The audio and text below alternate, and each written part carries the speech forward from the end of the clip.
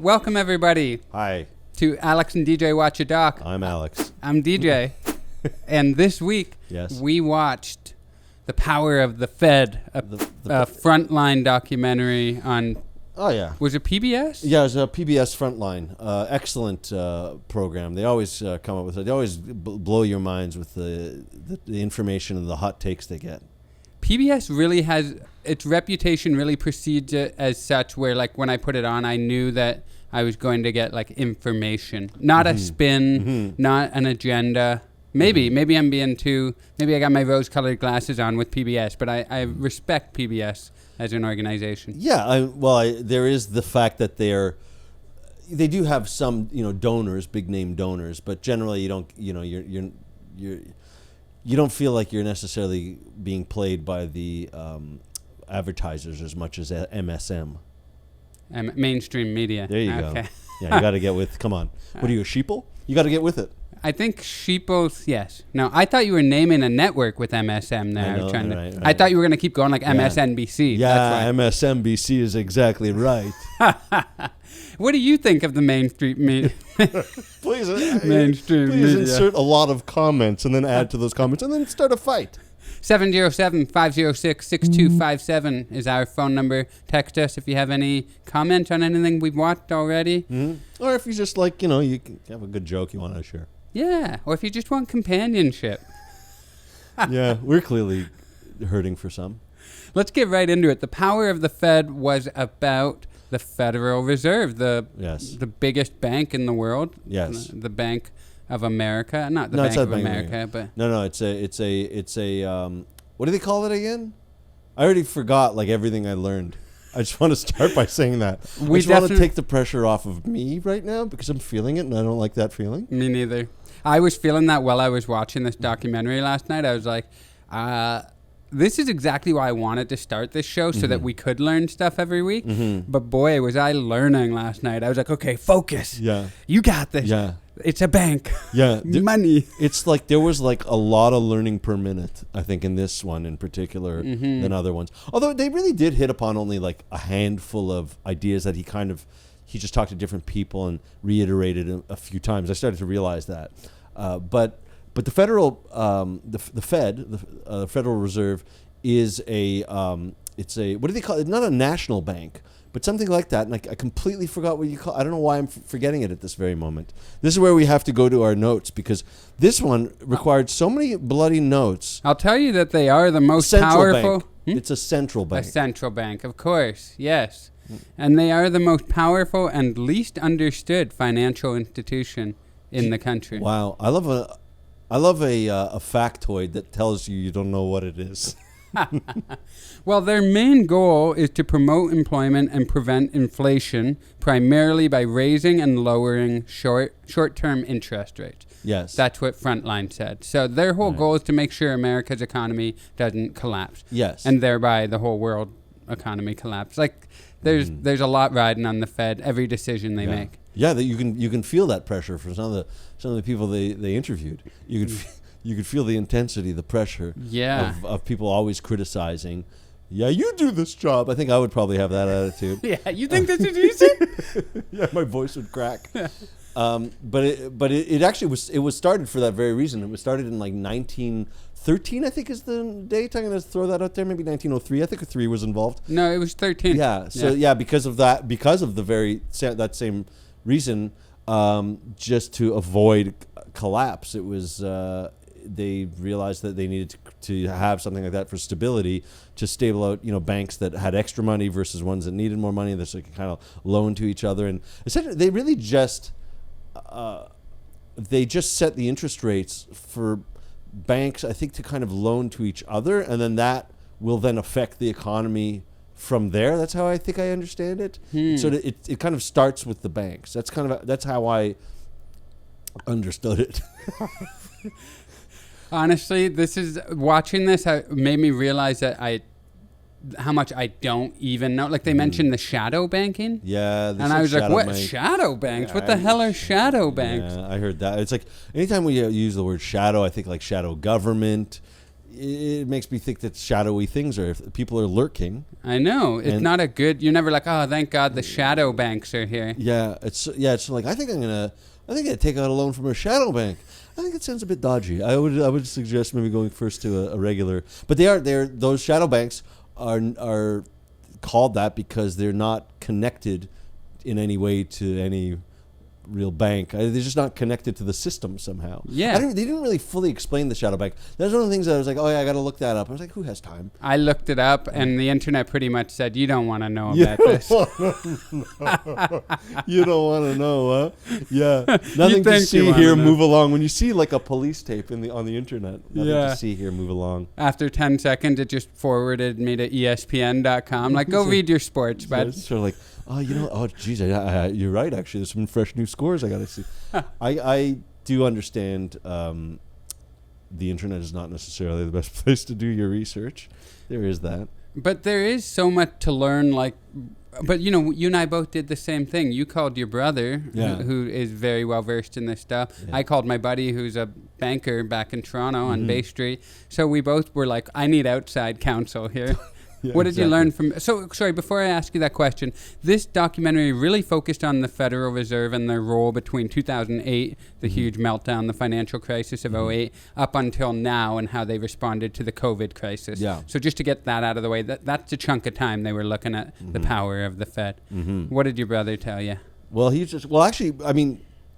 We could get to that, but I feel like that's like I want to bury the lead a little bit. I feel like we could talk a little bit about what we discovered from this documentary, and then give like the kind of the sort of commentary on it. Like I would almost the way I did. First I've learned a few things myself, and then I learned a few more things when talking to my brother. I don't want to jump to my brother before I get a chance to share some of the things that I learned. What did you learn? I gotta look.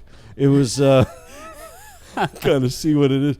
There was first of all, the idea just that when they're talking about how it was the greatest experiment in easy money, like to hear that and you're like, easy money, like that doesn't sound very responsible. I know.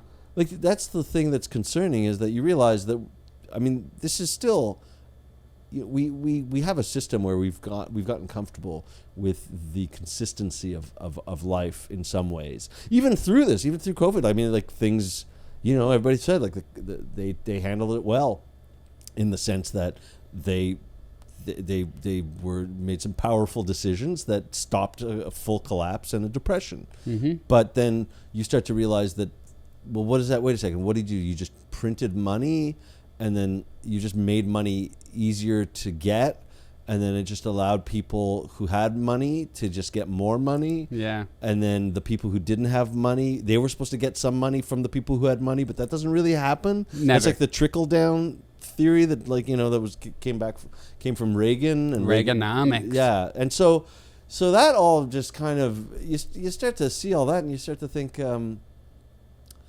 well, wait a second. Who's paying for this? I mean, it's just, all it is sort of like, no, don't worry, we'll handle this. We'll borrow against future generations. We're gonna, without asking, we're saying, listen, we're gonna borrow some money. It's really almost like pulling money out of mom's purse, except mom is actually your grandchildren's purse. Yeah, no, it's true. What's the main thing they said? Don't fight the Fed. Yeah, don't fight the Fed. Don't fight the Fed. The Fed, they said the Fed is the only bank, the only financial institution that has a printing press in their basement. Yeah. So whatever they say goes. And they really did just print money, and they just flooded the zone, as that one guy in the documentary said. But they can only work within the mandate that they have and the avenues that they have. So they're not tied to like the American government. They're supposed to be relatively bipartisan, I believe. So they can only work through these financial institutions and hope that it does trickle down. So when they did give all this money in COVID through quantitative easing and even before that in 2008, can I just stop for you for a second? Because I feel like if we're going to drop like a term like quantitative easing, that we have to like acknowledge, like we have to address that is a term, just in case. Don't ask me to define it. I have no idea what it is. Yeah, I think it has something to do with like, because they were also buying assets, buying securities. Yeah, they were buying up all the debt from these institutions That's too. right. Yeah. Mortgages, bonds. Quantitative easing was, I mean, even the people who are in finances were thinking that it sounded like some silly made up name. Yeah. You know, and it does sound like, it sounds like what you do, like after a large dinner, you might loosen your belt, and that would be a quantitative easing of some kind. Yeah. Oh my God. Ate too much shepherd's pie, gonna need a little quantitative easing. Of the old pants. So I wrote down what they described it as, and it was championed by former Fed Chairman Ben Bernanke, and basically they created new money and used it to buy huge amounts of things like mortgage-backed securities and government debt from banks and other institutions, and their hope was that the lower rates would spark more spending and borrowing to stimulate the economy. So that's the gist of quantitative easing. And there was an element too, though. Another criticism is that the lower rate, and these kinds of decisions they made,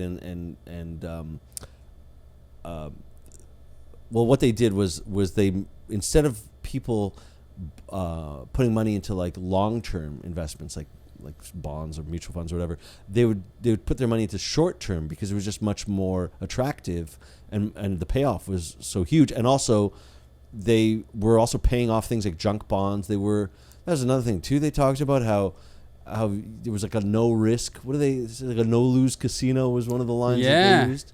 Yeah, and then by the end, by COVID, they did something they'd never done before, and they bought up all the corporate debt. Yeah. My buddy that I called, he told me that they weren't just buying it. They weren't going to like Apple and being like, we'll buy your corporate debt. They were buying the debt from full index funds. So like, 500 corporations in an index, and they would buy all the debt from that index. So it makes it a little less like, for me, it seems a little less like sleazy than going right to ExxonMobil and being like, give us your debt. But still, these are gigantic billion-dollar companies. And the point that they brought up in this movie was so perfect. They were like, well, if interest rates are zero, so the risk, and then the risk is taken away because I know that the Fed never going to let me fail, why wouldn't I just keep accumulating assets, and then the asset prices go up, artificially inflated?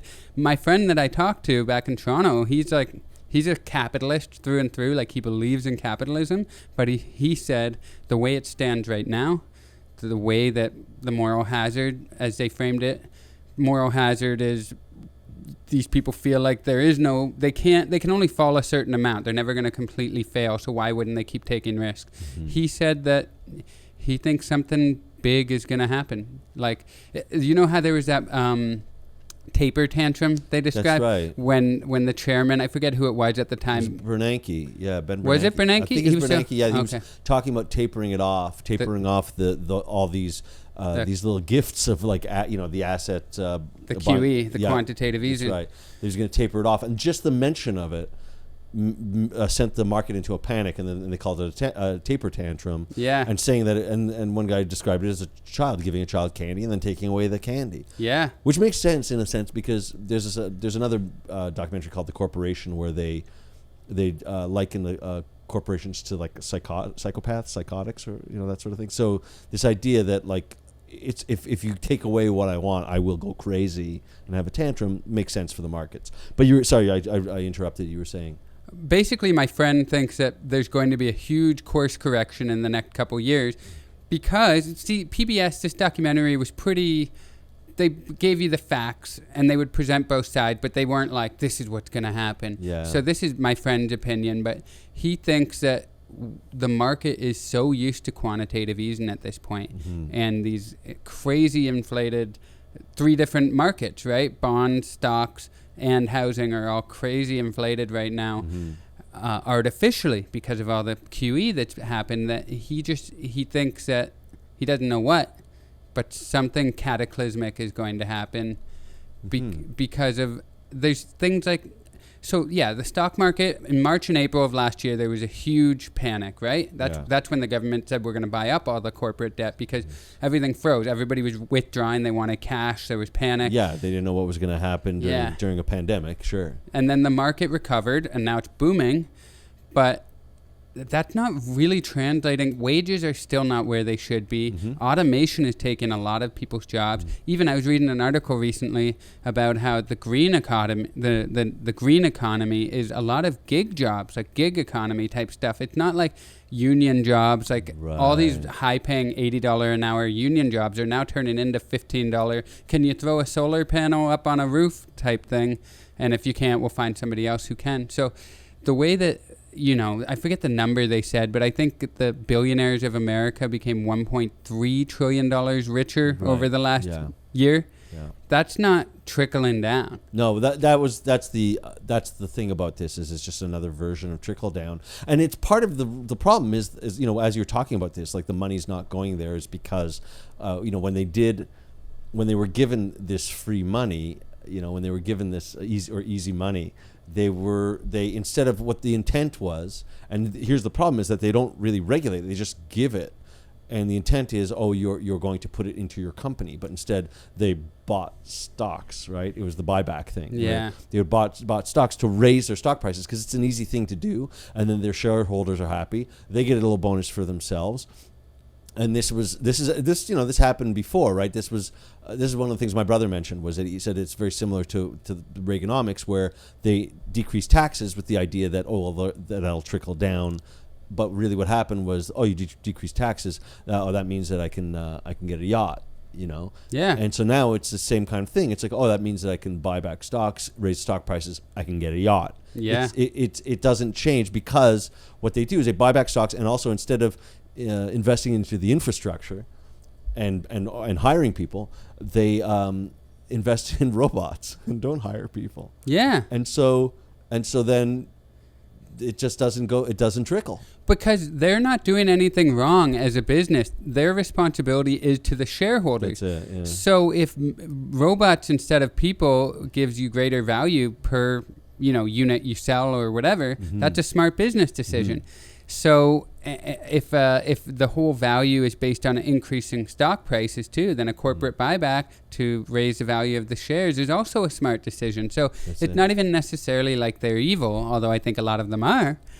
They're doing good business. They're also doing the easiest thing, right? The other thing is hard, and they don't. It's the same thing, and that was my brother's response to this. Is that the hard thing to do is to actually have some regulation and to subsidize certain things, like to essentially enforce the businesses growing by way of the infrastructure and hiring. And because you're not enforcing that, you're just saying, here's some money. I mean, that's a lot of work. He says that, and also it could lead to cronyism, and it just becomes harder work to put all of this legislation in place versus here's some money, pass it on. And so they're lazy, easy money, and then we're broke, and what do you get a house if there's going to be a collapse? I mean, that's the thing. That was the other thing I'm wondering is with your friend is saying, like I'm thinking like my best case scenario, maybe I should just become a robot because there's work. I could at least be a cyborg. But your friend is telling you, I don't know what's going to happen, but it doesn't look good. So what's the advice for the people on the ground living their life, having some money, not knowing what to do with it? Did he have anything to say about that?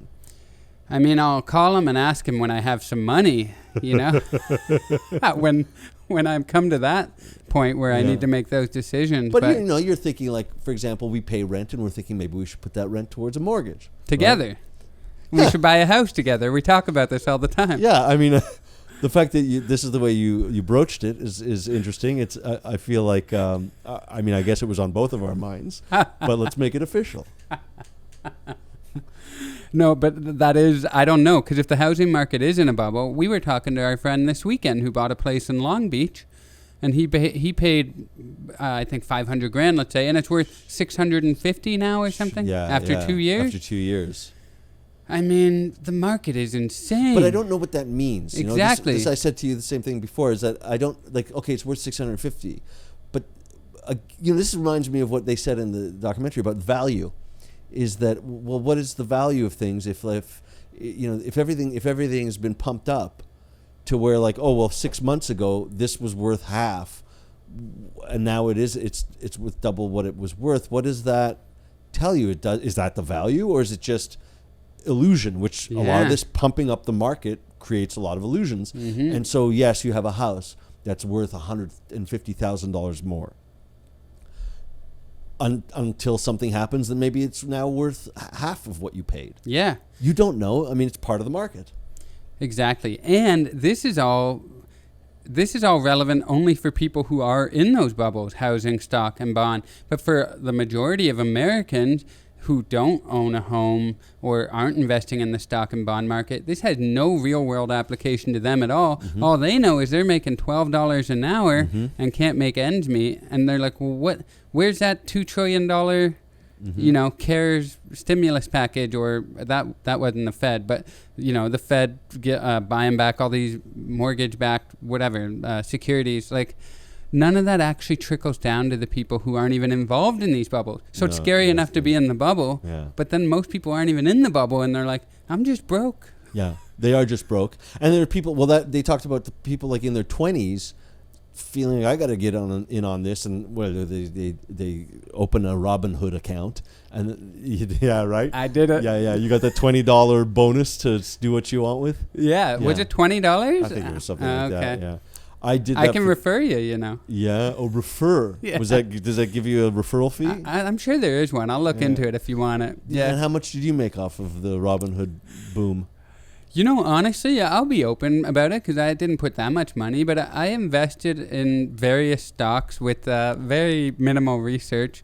I think it's probably been 9 months now, and I've made 16% return. So I turned $6,000 into $7,000, something like that. That's not bad. Yeah. I mean, I was just not playing, but I was investing in regular stocks. I didn't do it like through Robinhood.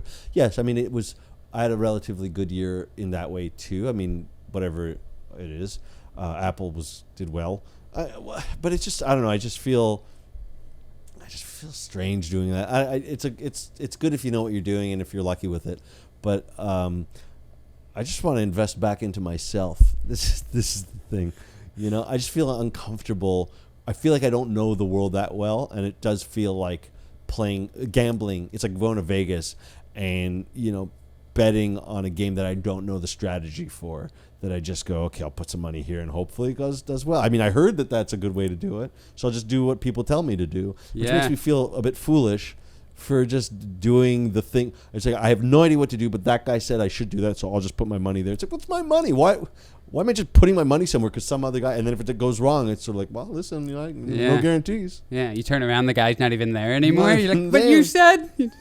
It's funny, though. They mentioned that Robinhood, non-fungible tokens, NFTs, crypto, all that stuff has just taken hold over the last year. So everybody's kind of doing what you just said, the one guy said there's just so much capital out there right now, everybody's trying to figure out where to put it. Where to put my money? I have so much money, I have to figure out where I can put it. That's why I feel like it's a perfect example. It's like NFTs where they have like art that you can just it's just like digital art that they make up, and it's like, here it has a value, and then the market decides. I mean, if you're the last person holding this thing, that it's like, I have this piece of digital art, I mean, it only has value if you can convince somebody else to buy it. But isn't that the case with anything?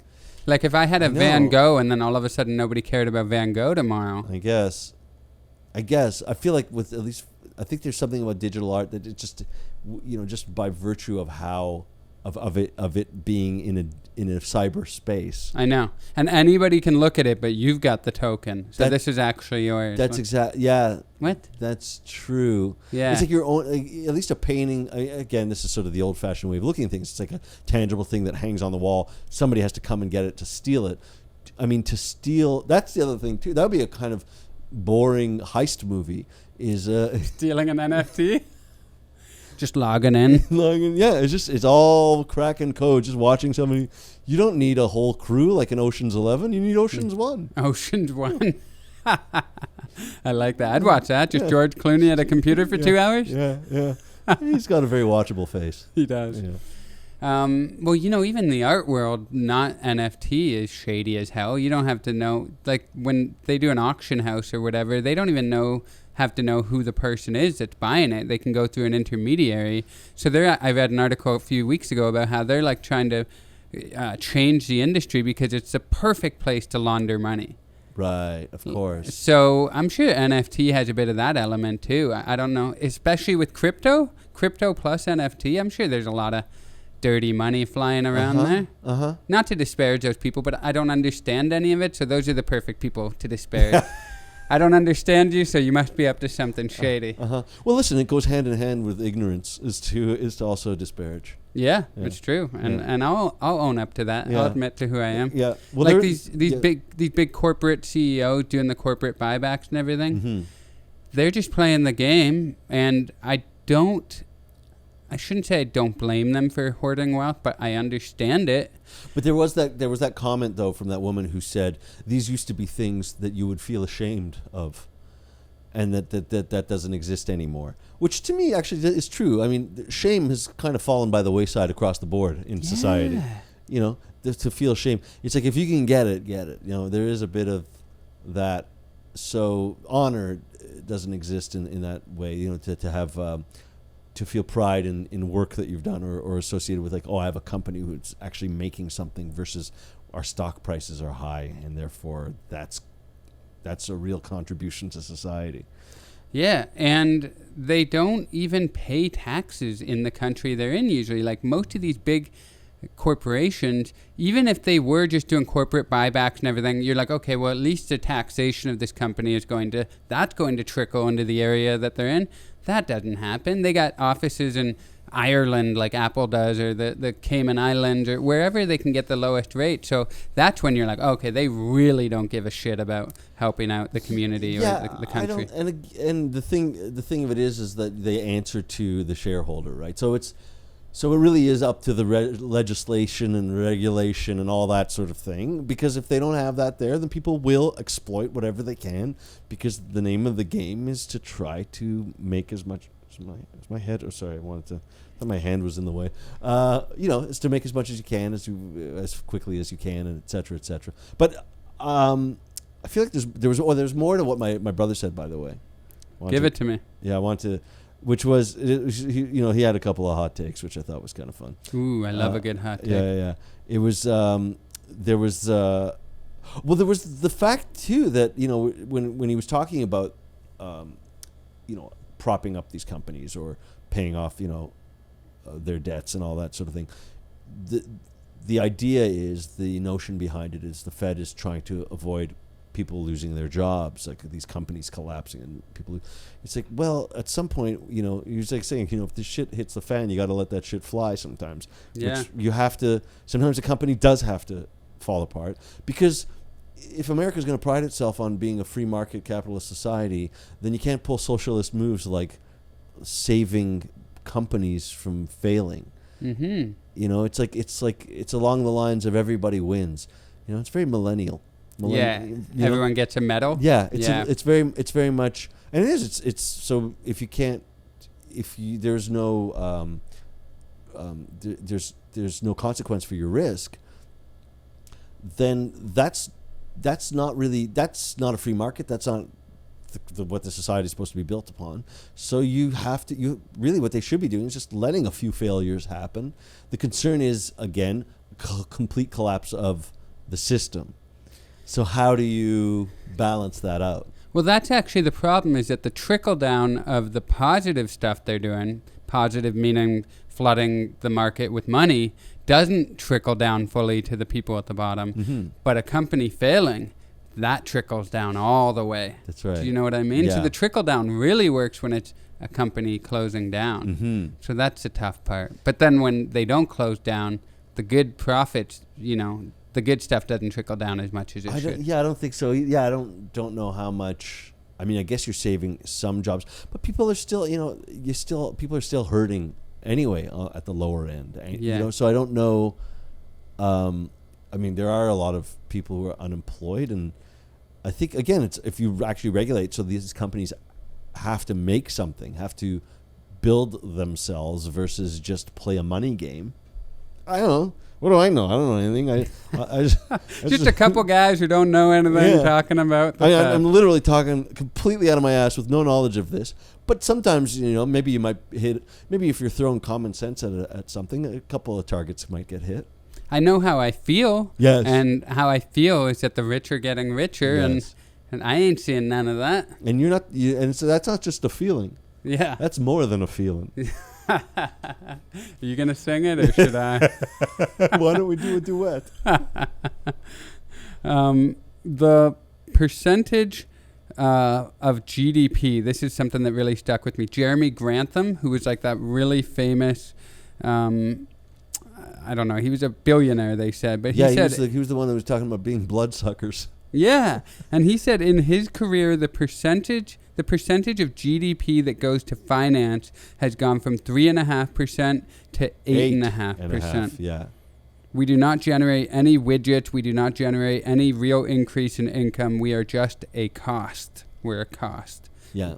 He doesn't. It was when you hear billionaires saying like, even I don't think this is good. Yeah. Because and it makes sense because it's like you might whether you want to be a billionaire, whether you're that ambitious or not, you still want to live in a society. There's no point. There's no joy in like I've got everything and now this whole as far as my eye can see, it's nothing but what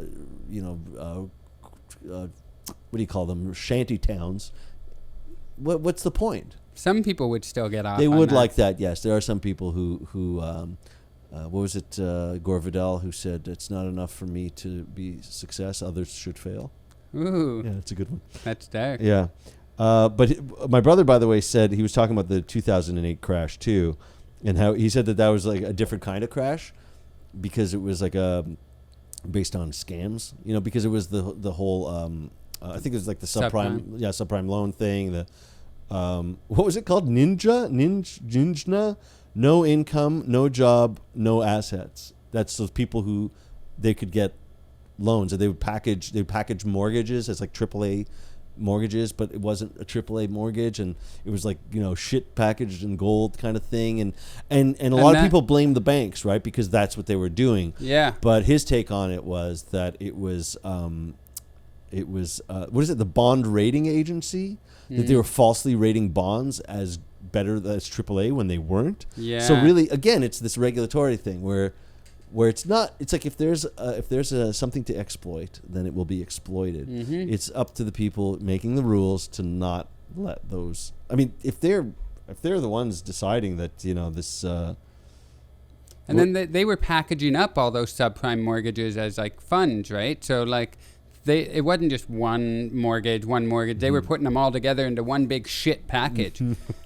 Yes. So yeah, when everybody foreclosed, all those funds became worth nothing. So they were just like somebody in this, I think it was Jeremy Grantham again, who said it was just layers upon layers of convoluted financial instruments. That's right. But they were all based on garbage. Yes. And he also included lobbying and salesmanship and ingenuity. He used words like that in order to, like, it's like, oh, everybody's really smart about it, but it really there's no foundation. Again, it comes back to this idea of an illusion, which is terrifying. I mean, to have our society, the financial system is really keeping the society, the machine moving.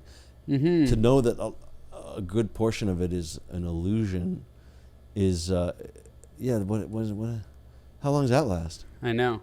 Do you know what I would love to do is to be able to buy a home without the intent of selling it. So not even worrying about the value going up or down, but just the idea that this is my home, and when everything goes to hell in a handbasket, this is where I'm going to be. Yes and no, unless of course you stop being able to pay those mortgage payments because you also don't have an income anymore because everything's gone to hell, and now you don't have that home. Now the bank has that home. True, but that's going to happen to you if you're renting anyway, and it's harder to kick somebody out of their home than a rental. Am I right there? Please tell me I'm right. So I earlier mentioned the 2008 crash where people who were given 2% loans were then given 12% loans, and then they couldn't pay them anymore, and then they were foreclosed and they didn't have a home. That's true. That's true. Yeah. Yeah. But I was going to say it's harder to get a mortgage now, but I think it's pretty easy to get a mortgage now too. I think we're kind of fallen into the same. I don't think the regulations are quite as tight as they should be, but I don't know. Well, I mean, it's easy. That's that's what they're doing, is that that's part of what the the low interest rate was about people being able to get homes. They were able to afford homes. That's what started this thing, was like, let people be able to be homeowners. Yeah. Yeah, I don't know. I think maybe owning property that's not too expensive out in the woods. You build yourself a cabin. Yeah. Then it's all yours. Mail people packages from there. Yeah. I'm just going on a Unabomber type thing. Oh, okay, right. Yeah. Okay, I was just wondering what direction what you were going. But a little shotgun, and I always found the idea of like just move to the woods is really. But like, what about if you need medical attention? Yeah, that's what you're taking your chances that you're going to be able to take care of yourself and then be willing to die if it's too bad. Yeah. I would probably, if I did that, if I was going to go down that route, I would make sure that I got like some morphine or something like that. So if like something painful happens, at least I've got something. Because otherwise, I don't want to be in pain. Just be in pain. I know. With no respite. Yeah, no. I was just reading in New York Times Magazine about how bad the homeless problem in California is getting. I didn't need to read an article to know. We can walk out on the street and see it, but I can't remember. Or smell it, the urine everywhere. Yeah. I can't remember if it said a quarter or a half. But let's go with a half and fact check me if you're watching this at home. But I think a half of all the unhoused people in America live in California right now. I mean, that doesn't surprise me. There was this talk of like people putting them on buses from other cities to send to I've heard LA that too. and all that sort of thing. I don't know to what extent that's true. But they were shining a light on Venice in particular, Venice Beach, because they got Google there, Snapchat, YouTube, a couple other tech companies. So the haves are really getting richer there, but the have-nots are, it's shantytown out there in Venice Beach now. And I thought, while I was reading that this morning, that's a good microcosm of what they're talking about in this documentary. Like the income inequality from this quantitative easing that they've been doing is... I mean, on this on steroids, I think was what it was. There's no middle class right now. Yeah, it's gotten that much worse. That's what's really unsettling is that this system is putting us in a position where bad is getting worse.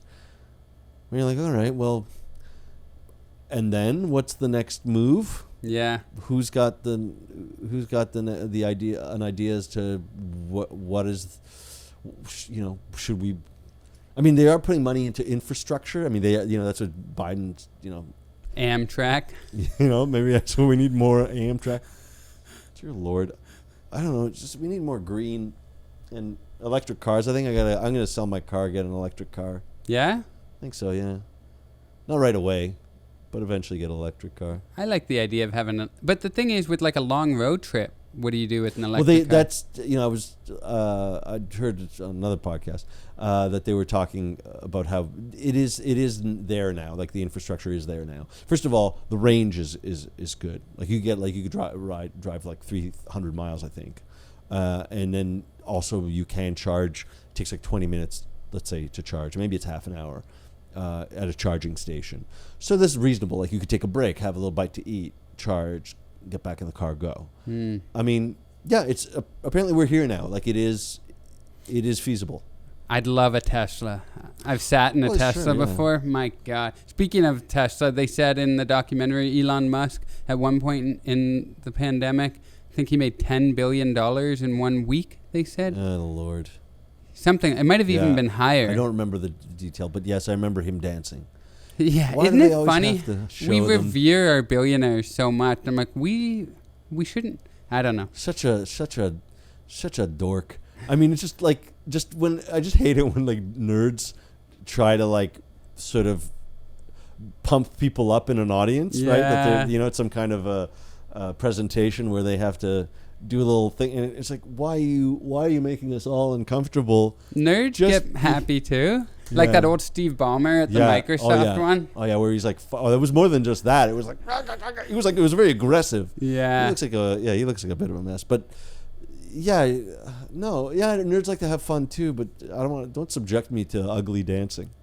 It's true. And also, the nerdiness isn't quite so cute when you're making $10 billion in a week. It is. It's flaunting. Well, that's why I think they were trying to show that off too. They were making it look like he was flaunting his billions. Yeah. With Musk, as that is. All right. Okay. Well, I guess we should wrap it up. Yeah. Let's do that. What did you learn? I learned Yeah, I learned that we're teetering on the edge, on the brink. Yeah. Yeah, I was actually. I realized there was a line. I thought of the way he wrapped it up.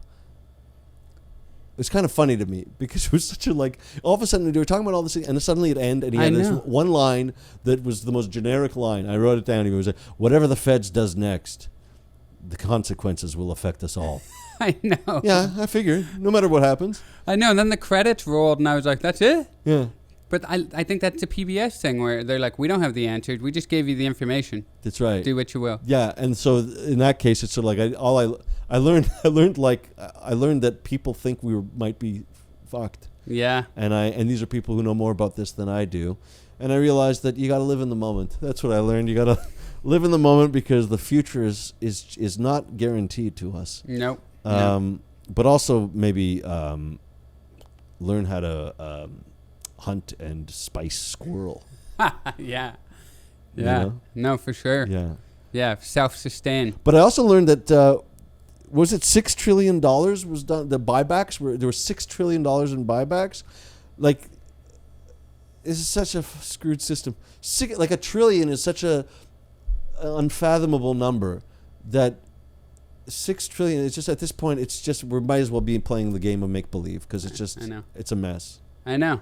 I learned it's a mess. And when you're talking about $6 trillion, then a CEO can pay himself $50 million, and it's a drop in the bucket. Nothing. It's nothing. The guy's being actually quite, thrifty. Yeah, fiscally responsible. That's the word. I learned that billionaires now hold 2/3 more in wealth than the bottom half of the U.S. population. They hold 2/3 more in wealth than the bottom half. And that's just the billionaires in America. 2/3 more, yeah. That's crazy. I know, but they do know how to dance, those billionaires. I got the moves of a billionaire. I'm sure the beat will catch up to me at some point. How'd you feel? I felt a little, overwhelmed and confused. Yeah, me too. I mean, I felt excited when I saw that Neil Kashkari guy, shaved head. The bald, yeah. I always like to see a shaved head guy doing. He had confidence too. Great voice too. Great voice, confident. Yeah, he had a voice. He reminded me a little like Kirk Fox. He had a bit of that kind of gravelly kind of voice. I don't know if he had a voice. There was a confidence in it, almost like he was like a coach or an athlete. Yeah, and he was so pro-Fed. Like he was the rep for the Fed in Minnesota, I think. He was one of the 12 people overseeing, because there's 12 like branches of the Fed throughout the country. He was a powerful dude within the Fed. And he was just like pro. He was like, well, I'm happy you asked that question. Because a lot of people, when they bring that up, they don't know what they're fucking talking about. Like he was like, he didn't swear, but he was basically saying, stupid question, the Fed is great. Yeah, well, he was amused by the question, and frankly, he really had enough of that. Yeah. He had enough of those questions. He's like, when I go talk to people who are in low-income neighborhoods, they're happy that the money is coming down to them. Yeah. I'm like, you're not going and talking to people in low. Right. Yeah, he said it was an incomplete thesis because we're not talking about those people. Yeah. We're only talking about Wall Street, not Main Street. I'm thinking, no, I actually think that there's a lot on Main Street. They're not too happy about how well Wall Street is doing. I'm pretty sure of that, but I can't argue with a sexy beast. He's he looks like Ben Kingsley from Sexy Beast. I've never seen that. Oh, you catch it. Yeah. Oh yeah, he's got a bit of that strength that Ben Kingsley in Sexy Beast. I gotta watch that. You can cut the little I'll zoom in clip, on the clip of, the meme of. I felt bad. This part made me feel really bad. They have the housing. So this billionaire dude says the Fed having pumped asset prices to historically high levels doesn't make me feel comfortable. I feel as anxious today as I've ever felt about the financial world. The pumped up asset prices are creating an illusion. The odds are 1 in 3 that we will look at this as an epic mistake and one of the greatest financial calamities of all time. Yeah, I didn't feel good about that either. Yeah, I felt terrible. I was like, oh, this guy's a billionaire, knows how the market works, and he's saying there's a 1 in 3 chance that it's all going to hell? Yeah, I don't know how to live my life at this point. Yeah, just hope for the 2/3. That's all you can do. Yeah. I mean, it's 2/3. It's still Yeah, it's not bad. better chance. Final question. Where do we go from here? Well, clearly, hopefully learn some more about this. And I don't even want to say, like, make investments. I mean, I should learn more about that anyway, but try to make myself recession-proof, depression-proof. Yeah. Take some financial Xanax. Does that work? Yeah, what would the metaphor be there? What is financial Xanax? Something tangible that can last through a scenario where there isn't food or work. I don't know what that is. I think I'm going to put all my eggs. Sorry, I think it's farming. I think it's. But farming's done. No, now. but like a small personal farm with like. Self-sustaining farm. Like goats. I can have goat milk. Mm-hmm. Ugh, I don't want to farm. I didn't put on this earth to farm. Yeah, I don't know. I mean, it might be where we all... Yeah, I don't know. I don't know what's happening. I also don't know where we go from here. I went to school for business. I don't know if you knew that. Yeah, I think I remember that. You show no evidence of it, but I remember hearing of it. I have a business degree. A lot of my friends are successful business people. This made me realize I don't know what the hell's going on. I write jokes for a living. Yeah. You know what I mean? You went far, far away from that path. Yeah. A long time ago. So I tell myself, like you just said, oh, I got to learn more about this. I know I won't.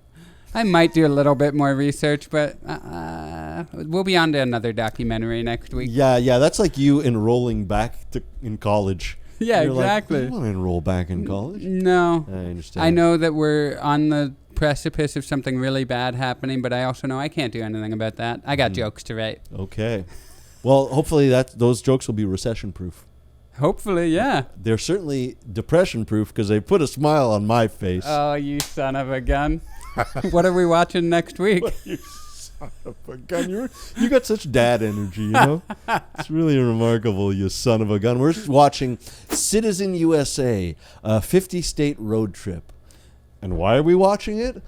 Because next week I'm going to be going on an interview and tested to be a citizen of the United States, the naturalization process. Wow. Are you doing that before or after our episode? Before, right? Yeah. Well, good luck. Thanks. Yeah. I mean, I guess, what the hell am I buying into? It's going to collapse. But if it collapses, the whole world's going to be affected. So you want to be here right at the center of the collapse. I think that's how earthquakes work. The eye of the storm. Oh, yeah, hurricanes. That makes more sense. Yeah. Earthquake, you definitely don't want to be in the center. What is it? Ride into the storm? Is that what they say? Yep. Okay, anyway. Okay, so next week we're watching Citizen USA. That's right. I think it's on HBO, if that helps at all. Perfect. Well, today we learned a little bit about the Fed, I hope. I don't know. We talked about it. We did. Yeah. Thanks for watching, guys. I'm DJ. I'm Alex. See you next week. All right. Bye-bye, Billy.